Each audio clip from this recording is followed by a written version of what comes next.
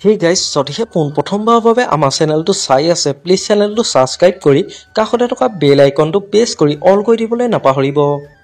অসমৰ জনপ্ৰিয় ধাৰাবাহিক বেহাৰবাৰী আউটপোষ্ট এইবাৰ এটা নতুন ৰূপত, নতুন পৰিকল্পনাৰে ৰূপত সজাই পৰাই তুলিছে ৰাজেশ ভূঞাই বেহাৰবাৰী আউটপোষ্ট ধাৰাবাহিকখনক। পূৰ্ব আধা ঘণ্টাৰ পৰিৱৰ্তে এঘণ্টাকৈ সকলোৱে উপভোগ কৰিব পাৰিব সকলোৱে প্ৰিয় ধাৰাবাহিক বেহাৰবাৰী আউটপোষ্ট। আপোনালোকৰ বাৰু কাৰ কাৰ বেহাৰবাৰী আউটপোষ্ট প্ৰিয় মোক এটা কমেণ্ট কৰি জনাবচোন। বেহাৰবাৰী আউটপোষ্ট ধাৰাবাহিকখনক নতুন ৰূপক লৈ কেকেচাৰ অৰ্থাৎ জনপ্ৰিয় অভিনেতা সিদ্ধাৰ্থ শৰ্মাই কি ক'লে শুনি লওঁ আহকচোন সৰু ভিডিঅ' ক্লিপ এটা। নাই পোৱা, এইটো অফিচিয়েলি চাৰটো ঘৰুৱাকে দাটো চলে।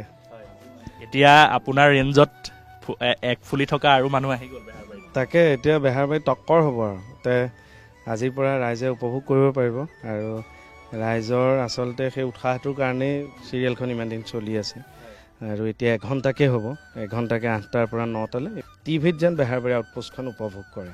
তাকে মোৰ এতিয়া চিন্তাই হৈছে, গোটেই সোপাকে হাত ধৰি পেলাই আগুৱাই নিব লাগিব আৰু তথাপিও টেকনিকেলিও থানাখন বহুত ষ্ট্ৰং হৈছে, বিশেষকৈ মানে ট্ৰেফিক ব্ৰাঞ্চটো। মোৰ ক'ৰবাত অকণমান জপৰা খান্দি পিয়ৰ অসমীয়া মানে উস্তাদিটো মাৰি ক'ৰবাত মই অলপ শোল ঠেকতো পৰিছোঁ ছাৰৰ ওচৰত, প্ৰীতম ছাৰৰ। কিন্তু আমাৰ কৰি খুবেই ভাল লাগিছে আৰু বহু দিনৰ মূৰত কৰিছোঁ, এটা বিৰতিও ল'লোতো, গতিকে বিৰাট ভাল লাগিছে চব মানুহ গোট খাই যোৱাৰ কাৰণে। এটা আমি প্ৰত্যেকেই মানে উৎসাহ পাইছোঁ, পুনৰ জনম বুলি ধৰক আৰু বেহাৰবাৰী একদম। আমাৰ আজি ভিডিঅ'টো আছিল ইমানেই, আজিলৈ বাই বাই।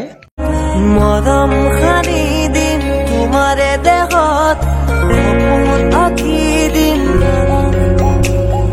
প্ৰতি পদকত